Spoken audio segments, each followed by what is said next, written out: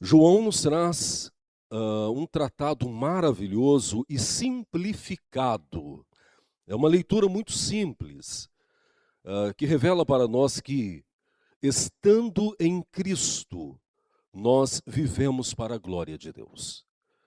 Estando nele, nós produzimos para a glória do Senhor. Estando nele, nós servimos a Deus e ao seu reino. E é sobre isso que ele fala. Então, agora de manhã, a exposição será do versículo 1 ao versículo 11, e à noite, a exposição será no versículo 12 até ao versículo 16, tá bom? Agora de manhã, então, do 1 ao 11, leitura alternada. Eu sou a videira verdadeira, e meu pai é o agricultor. Todo ramo que estando em mim não der fruto, ele o corta, e tudo que dá fruto limpa, para que produza mais fruto ainda. Vós já estáis limpos pela palavra que vos tenho falado. Permanecei em mim, e eu permanecerei em vós. Como não pode o ramo produzir fruto de si mesmo, se não permanecer na videira, assim nem vós o podeis dar, se não permanecerdes em mim. Eu sou a videira, e vós os ramos. Quem permanece em mim e eu nele, esse dá muito fruto, porque sem mim nada podeis fazer. Se alguém não permanecer em mim, será lançado fora, à semelhança do ramo, e secará. E o apanham, lançam no fogo e o queimam. Se permanecerdes em mim, e as minhas palavras permanecerem em vós, pedireis o que quiserdes, e vos será feito. Nisto é glorificado meu Pai, em que deis muito fruto, e assim vos tornareis meus discípulos. Como o Pai me amou, também eu vos amei. Permanecei no meu amor. Se guardardes os meus mandamentos, permanecereis no meu amor, assim como também eu tenho guardado os mandamentos de meu Pai, e no seu amor permaneço. Tenho-vos dito essas coisas para que o meu gozo esteja em vós e o vosso gozo seja completo. Palavra do Senhor.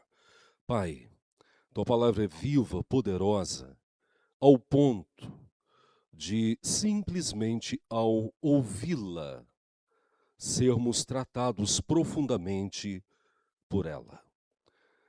Mas ao mesmo tempo, a tua palavra é tão próxima e tão atuante em nós que, pela capacitação do teu espírito, podemos refletir nela, expondo as suas verdades contextualizadas para os dias de hoje e sermos transformados pelo poder dela. Então, nesse momento da exposição dela, que somente a sua voz seja ouvida pelas nossas almas. Fala conosco, em nome de Jesus. Amém. Para aqueles que foram ontem em São Roque, ou forem em outro momento na cidade de São Roque, essa mensagem é um pouco mais clara. Ontem nós tivemos uma caravana deliciosa à cidade de São Roque. Deus nos abençoou grandemente, grandemente. A ida e a volta sob os cuidados do Senhor, e visitamos duas vinícolas lá, né? E a guia turística, durante todo o percurso dentro daquela cidade, falou para nós sobre a cultura da uva. E é sobre isso que o texto está falando. E entre algumas informações que aquela guia nos trouxe, foi que no mundo há catalogados, né, mais de 7.000 espécies de uvas. E a gente aí conhece duas ou três, né, que sempre estão no nosso cotidiano. Ah, para o povo de Israel, isso era muito comum. Nós temos que viajar para ver, Para o povo de Israel, não.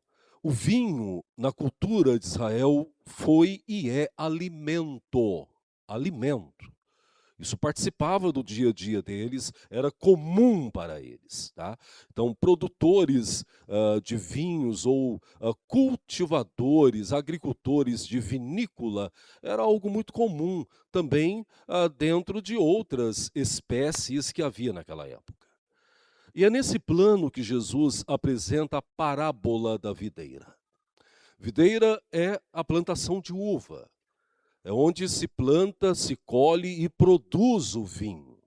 A perspectiva de João ao trabalhar sobre a parábola de Jesus é revelar para nós que fora de Cristo nós não podemos frutificar para a glória de Deus.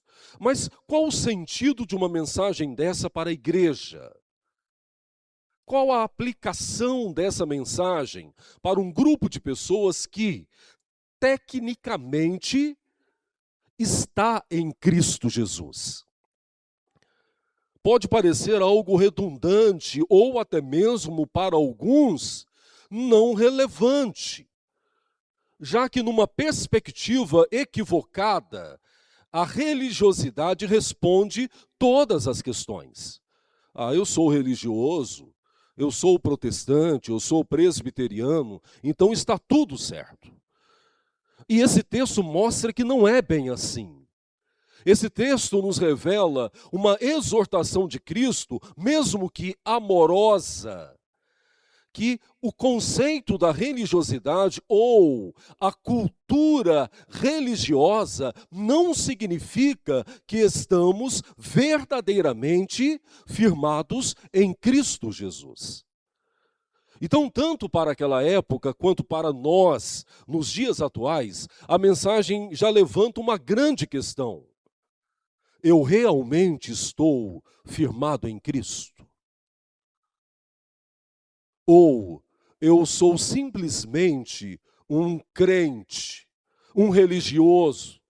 Ou eu tenho simplesmente uma cultura religiosa? Ou, por tradição reformada, eu fico na igreja? Então a primeira questão é essa: em quem nós estamos firmados? Na religiosidade, na cultura protestante, na teologia reformada calvinista, ou nós estamos firmados em Cristo? E nós precisamos responder isso.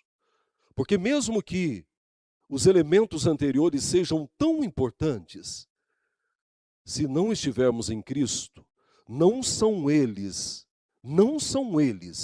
que nos garantem a eternidade.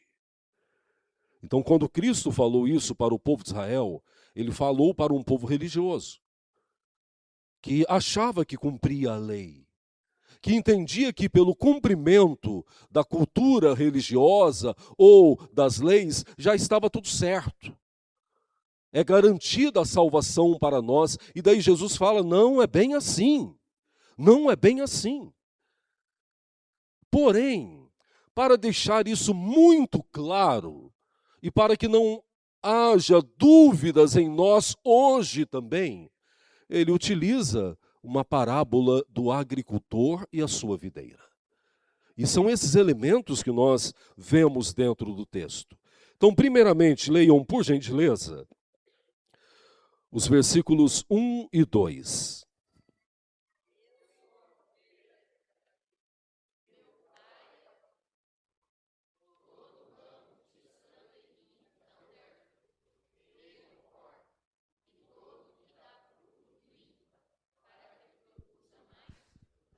Amém. Que bênção.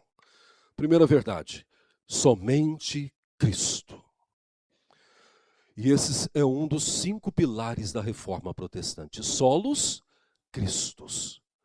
Fora dele não há vida, fora dele não há salvação, fora dele não há transformação. Se não estivermos nele, nós não podemos agradar a Deus. Se não for ele a essência da nossa existência, a condução das nossas vidas, a luz dos nossos caminhos, nós não podemos glorificar a Deus. Nós podemos até fazer tudo de forma sistemática, adequada, religiosa, mas se Cristo não for a essência da nossa vida, tudo isso é em vão. A expressão videira, verdadeira, significa eu sou aquilo, eu sou a raiz, eu sou a planta. A única forma que pode vos fazer íntimos do Pai. Em seguida, ele fala, e o Pai é o agricultor. E aí ele traduz todo o plano da salvação.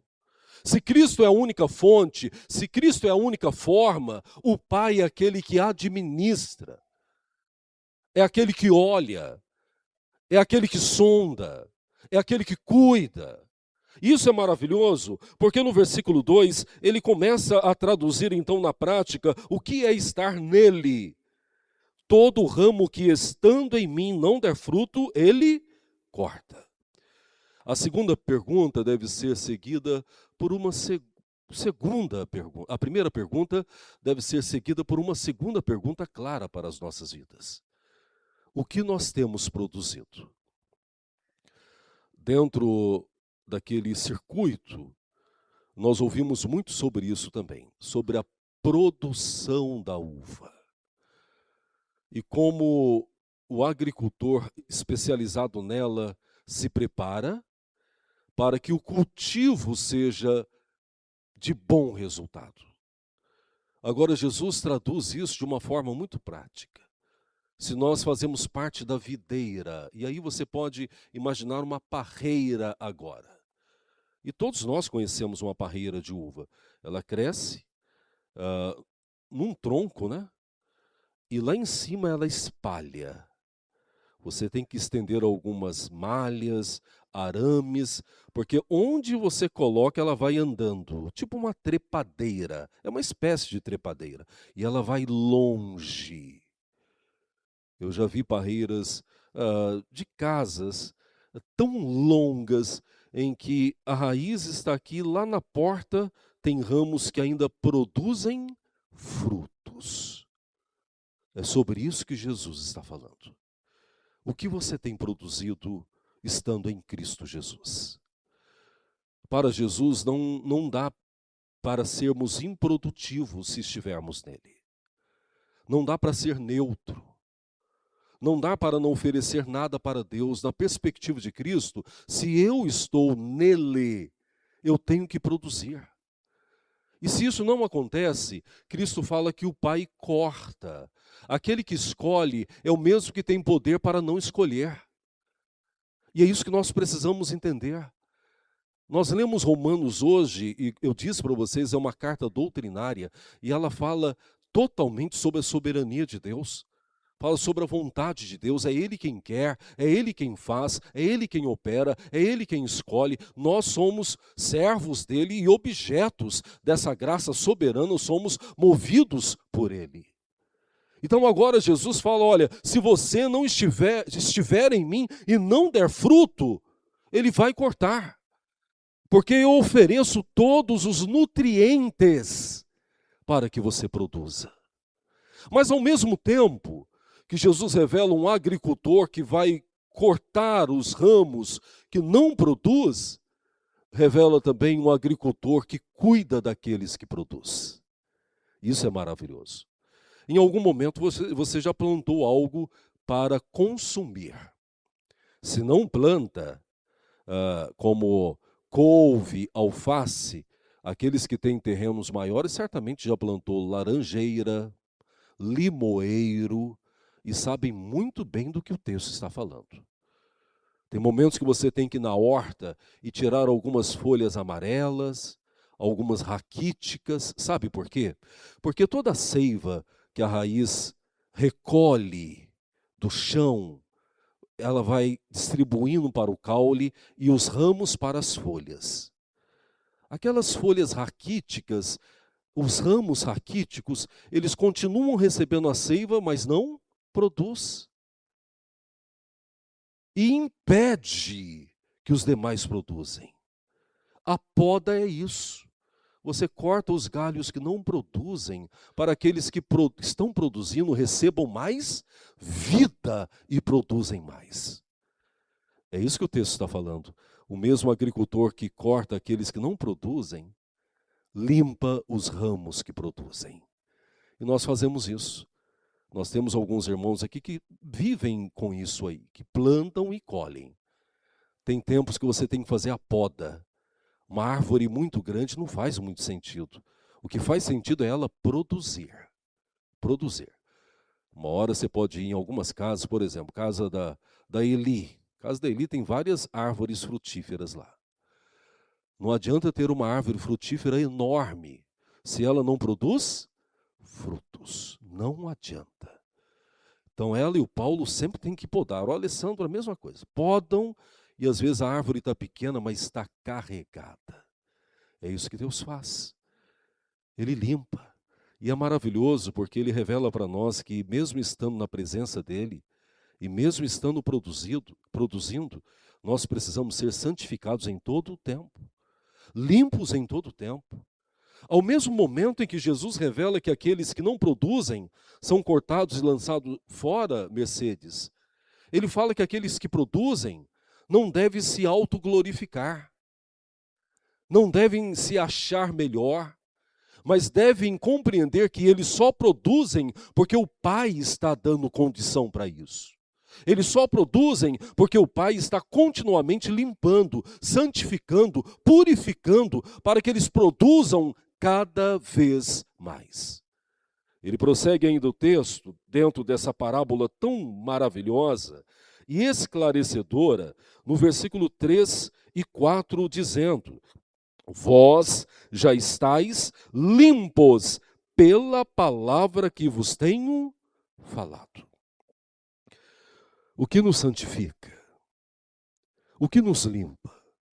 O que nos mostra o caminho? O que ilumina os nossos passos? O que nos mostra os nossos erros? É a palavra do Senhor. Isso nós temos falado continuamente.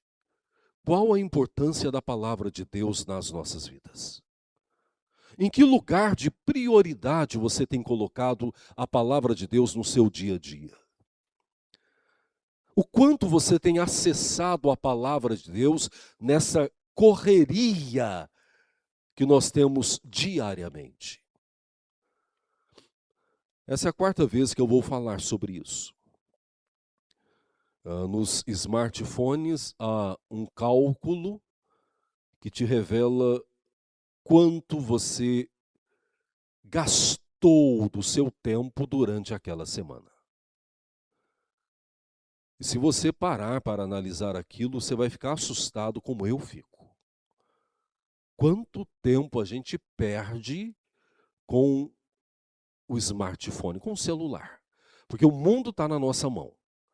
Todas as informações, desde receita até a guerra no lugar mais longe, está nas nossas mãos. E tudo isto é um desafio para nós, para que nós controlemos o nosso tempo e passemos a investir mais no tempo com Deus. Então, qual a importância da Bíblia na sua vida, da palavra de Deus? Você tem buscado a direção dela? Porque não tem como ser limpo sem a palavra de Deus. É o poder da palavra que dia a dia vai nos transformando, vai nos revelando a vontade de Deus e vai revelando quem nós realmente somos. Ainda no versículo seguinte, veja como Jesus trabalha a questão da perseverança dos santos. Permanecei em mim e eu permanecerei em vós. Nesse contexto do capítulo 15, a expressão de permanecer é citada muitas vezes, porque essa ênfase. Esta é a ênfase, mostrando que a única forma que temos para glorificar a Deus e sermos produtivos diante dos seus olhos é estando em Cristo Jesus. Fora dele, nós nada somos, sem ele, nada podemos fazer. Então permanecei em mim e eu permanecerei em vós. Há uma conexão real, há uma conexão dependente e há uma conexão responsável. É sobre isso que Jesus está falando. Há uma responsabilidade humana. Eu preciso buscá-lo. Eu preciso entender que a vida espiritual, a vida devocional é uma forma de me manter em Cristo Jesus, conectado a Ele. Não é automático. Nós não somos robôs. Não, a salvação é uma ação monergista de Deus, única de Deus, mas Ele implanta em nós a responsabilidade de buscarmos cada vez mais a Sua presença, e isto é intransferível. O que você tem feito no seu dia a dia? Você tem orado? Tem buscado ao Senhor? Porque isso é determinante para que produzamos frutos de arrependimento, para que Deus seja glorificado. Versículo 5, ele reitera a afirmativa inicial: eu sou a videira, vós os ramos, quem permanece em mim, eu nele, esse dá muito fruto, porque sem mim nada podeis fazer. Quando você volta para entregar a Deus, o que você tem entregue a Ele? Pensa em você com um cesto nas mãos, se voltando para o Senhor e dizendo: Senhor, está aqui aquilo que eu devo ao Senhor. Que frutos você tem entregue a Ele? E qual a quantidade? Sabe o que Jesus está falando agora? Que não tem como eu falar para Ele: olha, eu estou te dando pouco, porque o Senhor me deu pouco. Jesus está falando: vocês recebem muito. Vocês não podem devolver pouco para a glória de Deus. Isso tem a ver com aquilo que eu preguei domingo passado, os talentos. A um ele deu 10. E quando ele voltou, o que recebeu 10 devolveu 20. A um ele deu 5. E quando ele voltou, recebeu o dobro. E a um ele deu 1 talento. E quando ele voltou, aquele empregado disse: como eu sei que o Senhor é um Senhor muito severo e colhe aonde não plantou. Olha só que injustiça, que julgamento. Colhes aonde não plantou. Eu enterrei e aqui estou devolvendo o que o Senhor me deu. Daí ele fala: você não pode estar comigo. Aqui Jesus está dizendo para nós que não tem como oferecermos pouco a Deus. Você não vai chegar no momento e vai falar: eu ofereci demais. Dia a dia eu tenho que oferecer para Deus ações para a glória dele. E volta para caminhar para a conclusão da argumentação dos 11 versículos, o versículo 6, enfatizando toda a realidade anterior: se alguém permanecer em mim, não permanecer em mim, será lançado fora, à semelhança do ramo, e secará. E apanham, lançam no fogo e queima. Quem aqui já usou fogão de lenha sabe muito bem disso, né? Ou alguém que tenha feito alguma fogueira sabe muito bem disso. Quem já morou na roça sabe bem disso também. Não é qualquer lenha que você faz fogo. Então você corta algumas árvores e você não pode jogar no fogo porque ela não pega fogo. Você tem que separá-la, tem que cobri-la ou colocá-la debaixo de um telhado, e o tempo passa até que ela seque. Até que ela seque. Você cortou, ela está cheia de seiva ainda. Depois de um tempo que ela fica seca, você joga no fogo. É disso que ele está falando. Aquele que não produz, ele é cortado. E com o tempo ele vai secando, vai morrendo internamente, até o momento em que não serve mais para nada, senão ser lançado no fogo. Daí você olha para você mesma e pergunta: quem eu sou no reino de Deus? Eu sou alguém que está cheio de seiva, mas não produz? Ou sou alguém que estou recebendo toda a seiva necessária e tenho produzido para a glória do Senhor? Então o texto aqui não está falando da importância de estar cheio, mas o texto está falando da importância de produzir. Essa é a importância. Eu já falei disso em outro momento. numa perspectiva diferente, disse que o rebanho de Cristo não é rebanho de engorda. O rebanho de Cristo é um rebanho que é alimentado para produzir cada vez mais. Não estamos aqui para ser aquelas ovelhas gordas, obesas, não. A gente está aqui para receber e dar, para aprender e ensinar, para ser abençoado e abençoar. E, finalmente, veja como Jesus conclui essa primeira parte do capítulo 15. Ele é dividido em 3 partes principais. Versículo 8, leiam, por favor.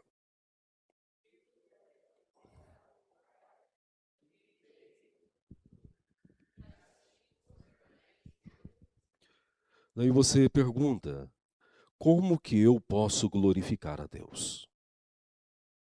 E Jesus responde, dando frutos de arrependimento. Uma vida frutífera, uma vida produtiva. Não tem outra forma. E aí, novamente, Vânia, volta à questão inicial, não é religiosidade. Não é tradição religiosa. Não é porque meu pai está na igreja desde que nasceu que eu fico na igreja. Jesus está falando que a única forma de glorificar ao Pai é dando frutos de arrependimento. Você é transformado? Quem é você dentro da sua casa? Quem é você no seu casamento? Quem é você no seu trabalho? Quem é você nas ruas? Você tem produzido onde você passa e com quem você caminha e com quem você vive? Você tem produzido frutos para a glória de Deus? Essa é a única forma de glorificar a Deus. E ele finaliza esse versículo 8 dizendo, assim vos tornareis meus discípulos. Eu sou discípulo de Jesus. E aí Jesus pergunta, você tem dado frutos? Porque se você tem dado frutos, você é meu discípulo. Agora, se não, você não é meu discípulo. Você pode ser discípulo de qualquer um, menos meu.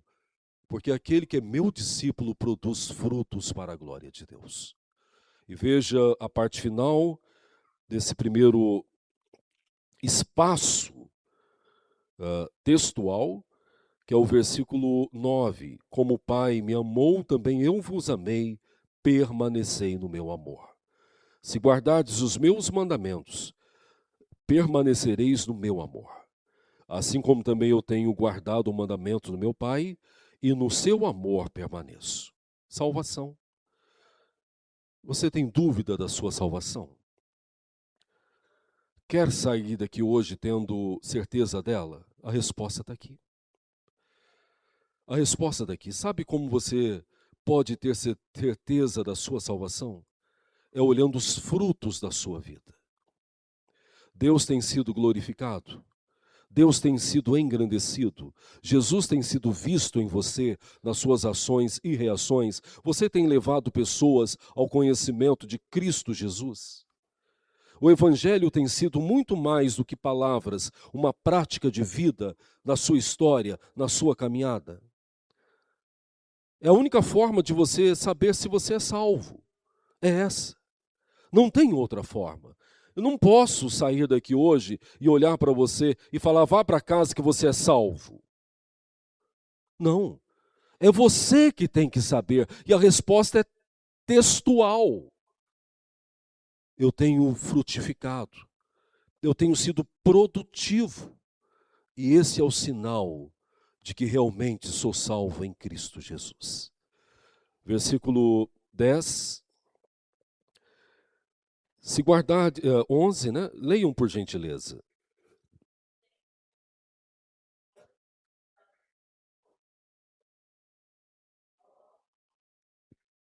Pronto. E aí Jesus fala assim, Maria, sabe por que estou falando isso para vocês? Para que vocês sejam cheios de alegria. Você é alegre na presença de Deus? Estar em Jesus te faz alegre. É isso que Jesus está dizendo. E para que a alegria seja completa no seu coração.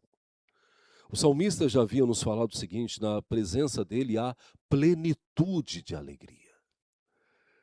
A salvação é isso. A salvação primeiro nos faz ramos que frutificam para a glória de Deus. Segundo, a salvação nos faz vivos em Deus. E terceiro, a salvação nos faz alegres na presença de Deus. Que Deus te fortaleça. E que saia daqui hoje com as perguntas mais importantes respondidas. Primeiro, se realmente você está em Cristo Jesus. Você tem que ter certeza disso.